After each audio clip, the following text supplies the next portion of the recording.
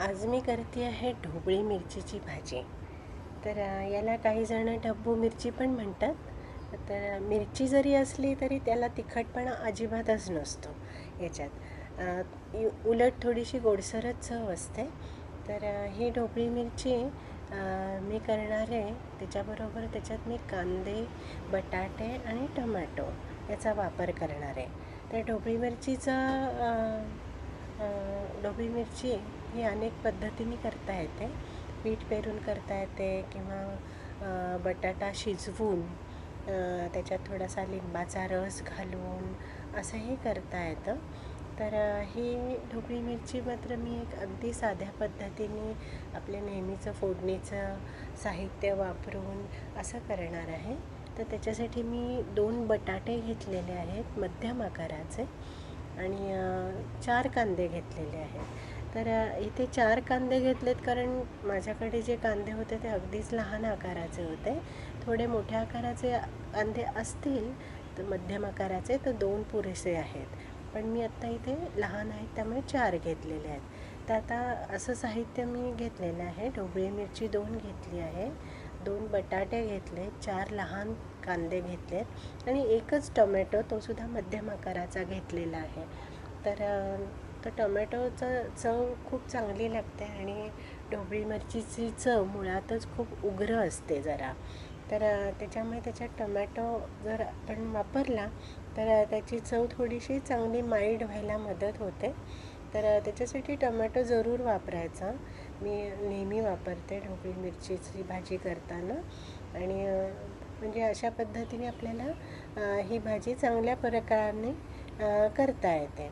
तर आता ही भाजी तयार करताना जे मसाले वगैरे लागणार आहे ते मी तुम्हाला दाखवते आहे.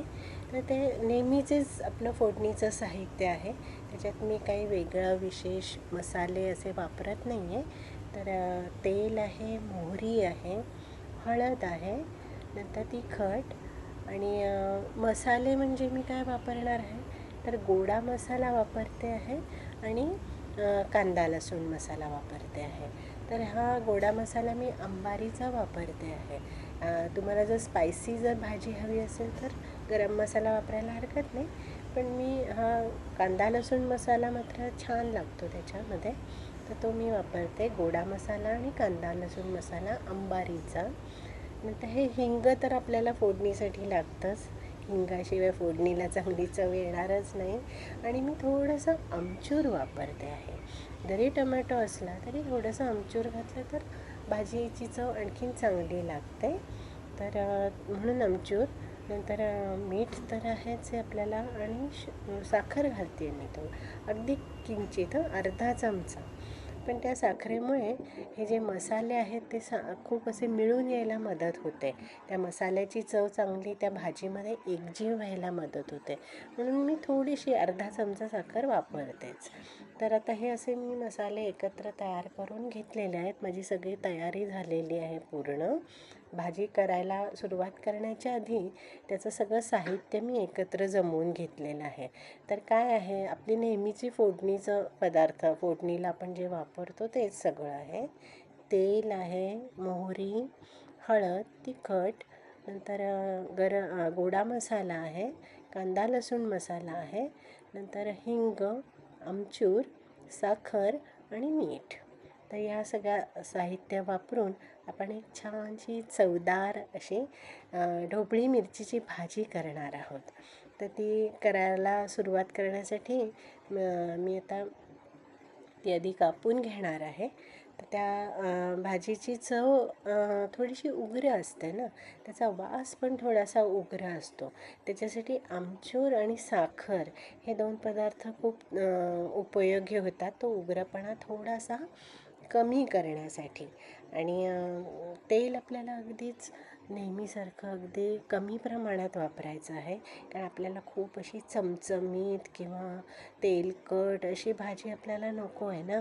तर त्याच्यासाठी अगदी आपण नेहमीच्या भाज्या पदार्थ तयार करताना कसं ज्या प्रमाणात तेल घेतो तेवढंच थोडंसं तेल आपण वापरायचं आहे. तर अशा पद्धतीने हे तेल, हळद, तिखट, गोडा मसाला, कांदा लसूण मसाला, मोहरी आणि हे सगळं आपलं हिंग, आमचूर, साखर आणि मीठ असं हे साहित्य मी एकत्र करून घेतलेलं आहे. आणि आता ते वापरून मी आपली ढोबळी मिरचीची भाजी अगदी साध्या पद्धतीने तयार करणार आहे. तर त्या भाजीबरोबर मी काय माझा आज स्वयंपाकाचा मेनू आहे, तर मी लाल मसुराची आमटी करते आहे. आज तुरीच्या डाळीच्या ऐवजी मी लाल मसूर वापरते, ते पण छान होते आमटी. आणि भात पांढरा हा तांदूळ घेतलेला आहे मी त्याच्यासाठी. आणि भात आणि आमटी तर आहेच आहे, त्याच्याबरोबर पोळ्या आपल्याला पाहिजे. तर त्याच्यासाठी मी कणिक भिजवून घेतली, अशी मऊसर भिजवून घेतलेली आहे. आणि आता ही मी झाकून ठेवीन अर्धा तास तरी. आणि मग त्याच्यानंतर ती परत थोडंसं तेल लावून परत मळून घेईन. मग त्याच्या छान मऊसूत लुसलुशीत अशा पोळ्या तयार होतील आणि त्या आपल्या या चवदार भाजीबरोबर खाण्यासाठी चांगल्या लागतील. तर आता मी या भाजीचं सगळं साहित्य तुम्हाला दाखवलं, तर आता त्याची तयारी सुरू केलेली आहे. तर मी सगळ्या भाज्या चिरून घेतलेल्या आहेत. ढोबळी मिरची, बटाटे, तर ढोबळी मिरचीचे मी मोठे चौकोनी तुकडे केलेले आहेत. बटाट्याचे सुद्धा मी मोठ्या फोडी केलेल्या आहेत, कारण मला ही भाजी तयार करताना अगदी लहान लहान सगळ्या कापून नको होतं.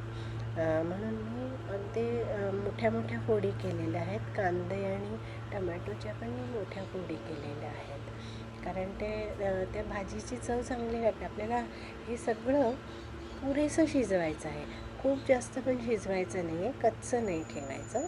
तर बटाटे जे आहेत ते मी कापून पाण्यामध्ये घातलेले आहेत. आणि हे असे मी 5-10 मिनटं ठेवणार आहे, म्हणजे मग ते शिजायला सोपे जातील. मऊ होतात ना पाण्यामध्ये घातल्यामुळे, ते शिजायला सोपे होतात.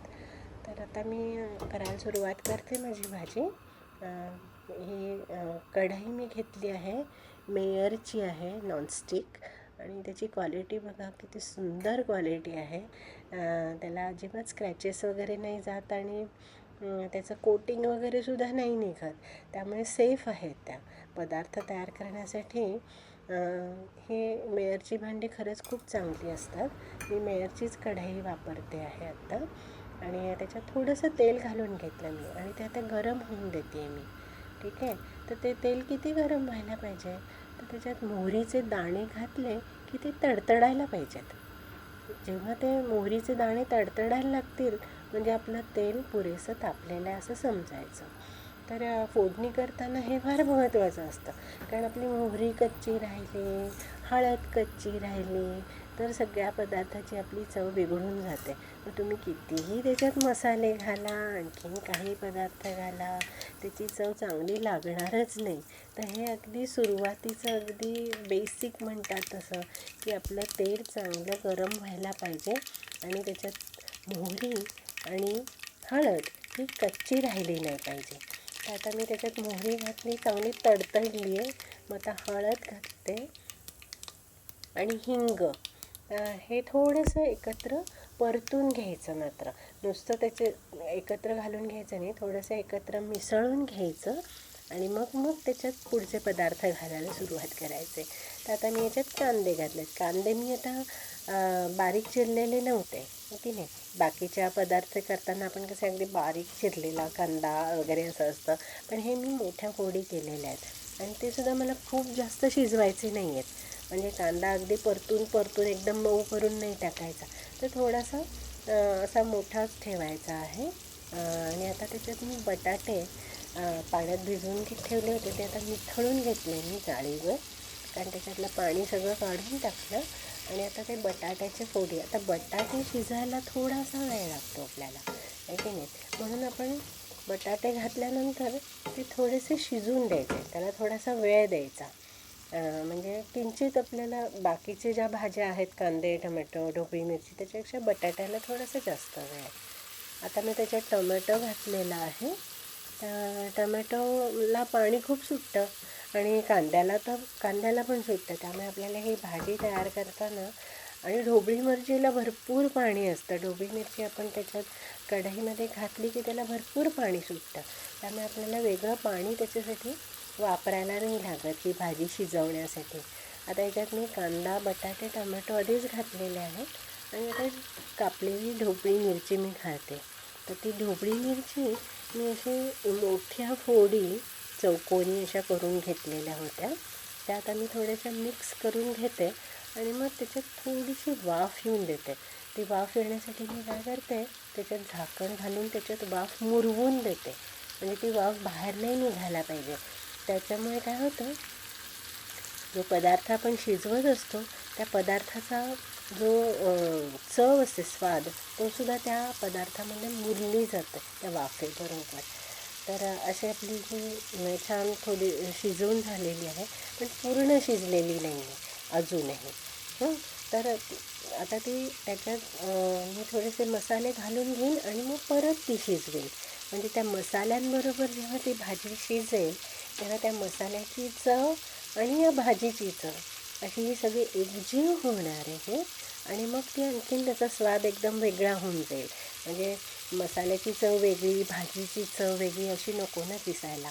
तर आता मी हे सगळं तिखट, गोडा मसाला, नंतर कांदा लसूण मसाला, आमचूर असं हे सगळं घालून घेतलं. आता ह्याच्यात थोडंसं ते आता मिक्स करून घेते मी.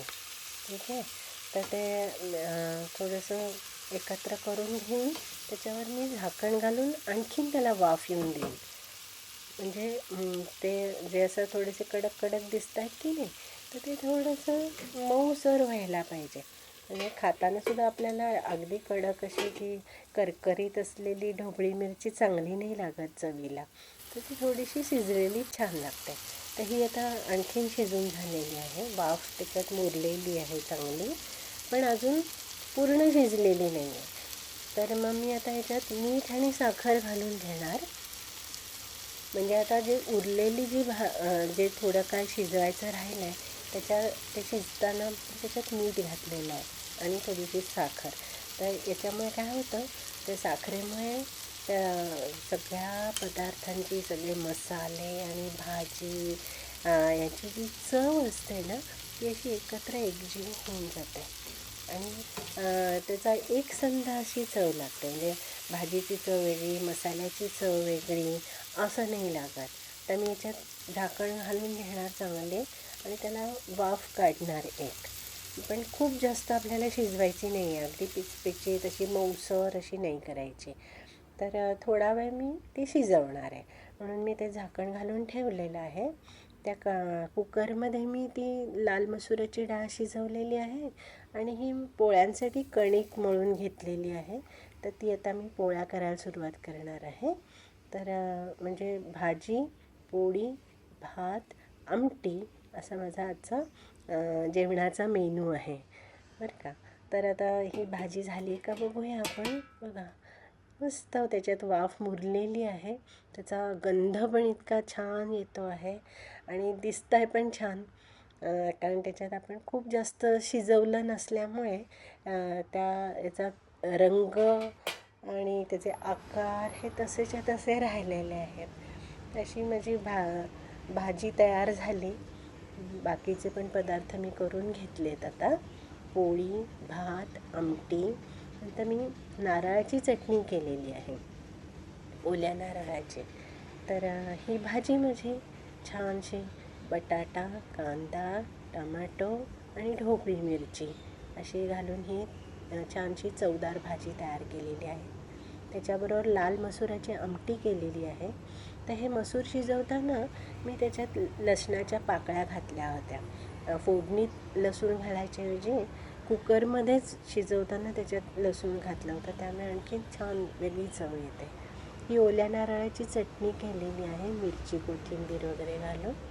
पोळ्या आहेत, त्याच्याबरोबर तूप पाहिजेच आपल्याला. पोळी आणि भाताबरोबर तूप असलेलं कधीही चांगलं, आरोग्यासाठी आणि चवीसाठी सुद्धा.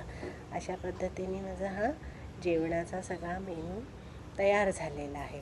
पोळी, भाजी, भात, आमटी, नारळाची चटणी, त्याच्याबरोबर थोडंसं तूप, साजूक तूप. म्हणजे असं जेवण आपलं छानसं तयार झालेलं आहे.